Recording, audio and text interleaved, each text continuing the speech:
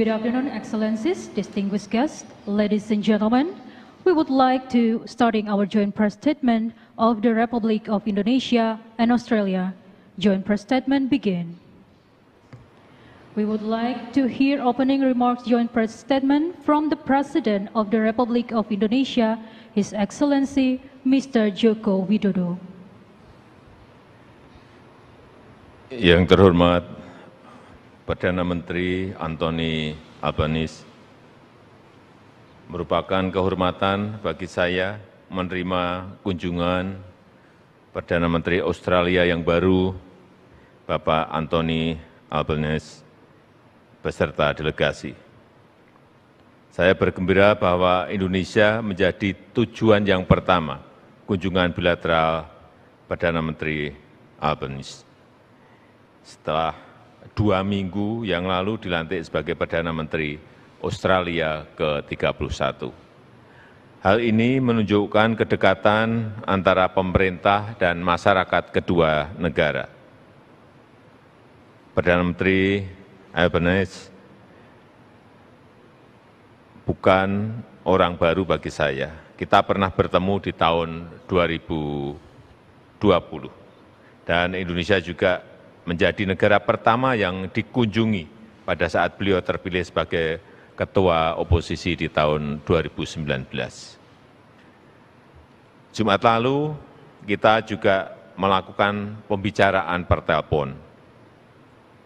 Indonesia dan Australia telah memiliki 2 fondasi kuat dalam hubungan bilateral, yaitu kemitraan strategis komprehensif yang dimiliki sejak 2018 dan Indonesia-Australia SEPA yang sudah mulai berlaku di tahun 2020. 2 fondasi ini sangat penting bagi kedua negara untuk terus memperkokoh kerjasama bilateral yang saling menguntungkan, dan dalam pertemuan bilateral tadi kita membahas 2 isu besar, yaitu upaya memperkuat kerjasama bilateral dan saling tukar pendapat mengenai berbagai isu di kawasan dan dunia. Mengenai isu-isu bilateral, kita lebih fokus berbicara mengenai kerjasama ekonomi. Beberapa hal yang saya sampaikan, pertama, saya menyampaikan pentingnya perluasan akses ekspor produk Indonesia dengan nilai tambah tinggi ke Australia, misalnya otomotif. Ekspor perdana mobil CBU completely built up buatan Indonesia ke Australia telah dimulai di bulan Februari yang lalu. Dan saya mengharapkan akses ekspor seperti ini akan terus terbuka. Yang kedua, saya mengharapkan implementasi IASEPA terutama terkait kesempatan WNI untuk bekerja di Australia dapat ditingkatkan, termasuk penambahan kuota working holiday visa menjadi 5.000 peserta per tahun. Yang ketiga, saya menyambut baik kerjasama di bidang pendidikan dan kesehatan. Pembukaan kampus Monash University di BSD diharapkan meningkatkan investasi Australia bagi pengembangan SDM berketerampilan tinggi di Indonesia. Saya juga mengapresiasi investasi Aspen Medical untuk membangun 23 rumah sakit dan 650 klinik di Provinsi Jawa Barat senilai $1 miliar selama 20 tahun. Yang keempat, penting bagi kita untuk memperkuat ketahanan pangan.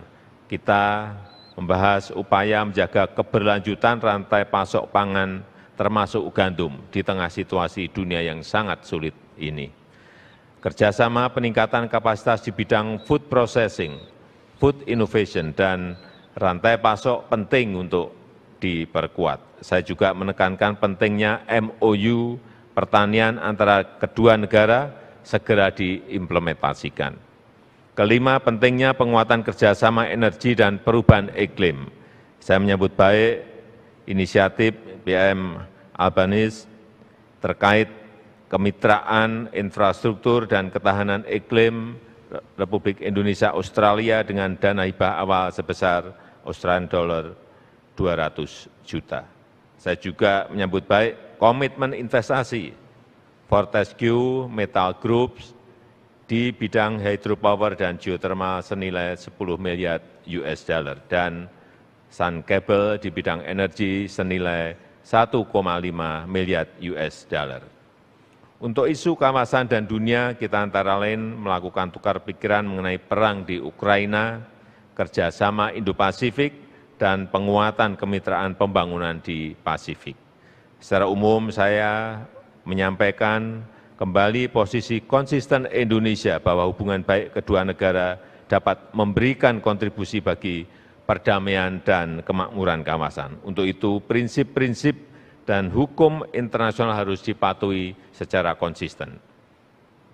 Strategic competition di kawasan perlu dikelola dengan baik untuk menghindari terjadinya konflik terbuka. Budaya damai dan strategic trust perlu terus diperkuat. Kita juga sepakat untuk memperkuat kemitraan di Pasifik, terutama di bidang iklim, perikanan, dan pertanian. Terakhir, saya berharap Perdana Menteri Albanese dapat hadir dalam KTT G20 di bulan November di Bali. Demikian yang dapat saya sampaikan. Sekarang saya mengundang yang terhormat Perdana Menteri Albanese untuk menyampaikan pandangannya. Terima kasih.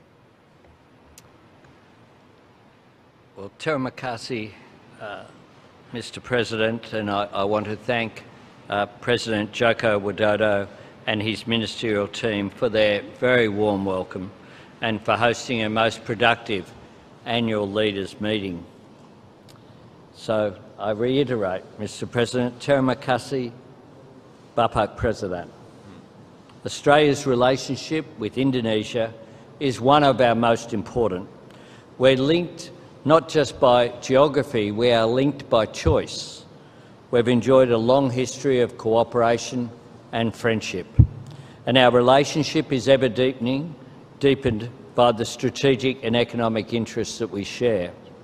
Here in Jakarta, I'm accompanied by Foreign Minister Penny Wong, Trade Minister Don Farrell, Industry Minister Ed Husick, and Luke Gosling, who represents Darwin in my team. A group of senior Australian business leaders have also joined me.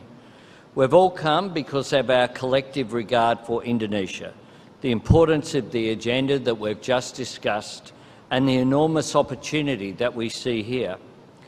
I have a lot of respect for President Widodo's high ambitions for Indonesia's future, and I share his optimism.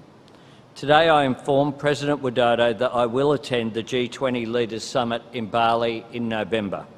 I did so because the work of the G20 is critical at this time of global economic uncertainty, and it will be by working with Indonesia that we most effectively tackle the many challenges we face in navigating the post-COVID global economic recovery. I will work closely with President Widodo to help deliver a successful summit, and we discussed that this morning. Indonesia is on track to be one of the world's 5 largest economies. Revitalising our trade and investment relationship is a priority for my government, and it's why we plan to work with Indonesia to realise the potential of the Indonesia-Australia Comprehensive Economic Partnership Agreement. Our economic ministers will meet regularly, and we will continue to secure the backing of business on both sides. My government will work with Australian super funds, among our largest investors, to explore investment opportunities here in Indonesia. And the senior Australian CEOs who are here with me will be at the vanguard of a sustained campaign by Australian government and business to seize these opportunities. Bapak President, I also look forward to advancing our $200 million climate and infrastructure partnership with Indonesia.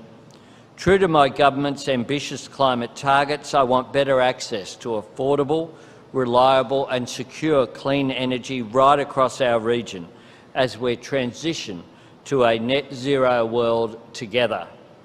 Your planned national capital, Nusantara, is an incredibly exciting prospect, a nation-building project signalling where Indonesia is headed. And I'm pleased to offer Australian technical expertise to help you plan a clean, green, high-tech city. My government also intends to rebuild Australia's Indonesian language skills through support to the Australian Consortium for In-Country Indonesian Studies program. More Australians speaking Bahasa Indonesian will be vital to deepening our relationship. Several of my ministers and MPs, including the Minister for Climate Change and Energy, Chris Bowen, and the Member for Solomon, Luke Gosling, who are here today, have studied Bahasa Indonesia. Australia will provide 10 Recover Together, Recover Stronger scholarships for Indonesians to complete Masters or PhDs in Australia. Recipients will study in fields matching Indonesia's G20 priorities: global health architecture, sustainable energy transition and digital transformation. Pak President, I also welcomed our discussion on regional and global interests. Deepening engagement with Southeast Asia is a priority for my government. We will deliver an additional $470 million over 4 years for Australia's bilateral and regional overseas development assistance programs in Southeast Asia. We will appoint a dedicated, high-level roving regional envoy. We will also establish an Office of Southeast Asia in the Department of Foreign Affairs and Trade to ensure whole-of-government coordination of Australian efforts in the region. And we will deliver a comprehensive ASEAN economic strategy to 2040 to map current and future export and investment opportunities across key ASEAN markets. I reiterate today that ASEAN and ASEAN-led institutions are at the absolute centre of our vision for the Indo-Pacific. Australia supports the ASEAN outlook on the Indo-Pacific and its vision for a peaceful, prosperous and secure Indo-Pacific. This also means supporting Indonesia's leadership in the region, including your ASEAN chair year next year. I welcomed our recommitment to Australia-Indonesia MOU on trilateral cooperation with the Pacific, a framework for both of our countries to support the needs of our Pacific neighbours, and our MOU on agricultural cooperation, supporting our mutual efforts to tackle food security challenges at a time of reduced global food supply and increasing prices that we are all dealing with. To finish, can I say, Mr. President, that I was pleased we recognised our significant defence and security relationship and all this does to support regional security and stability. Our work together continues to grow in scale and in sophistication. I look forward, Bapak President, to hosting you in Australia for our next annual Leaders' Meeting. When that day comes, I hope I can make you feel as welcome as I have felt here today, although I can't promise a bike ride around Lake Burley Griffin, but we'll see how we go. Until we meet again, Sampai Ketemu lagi.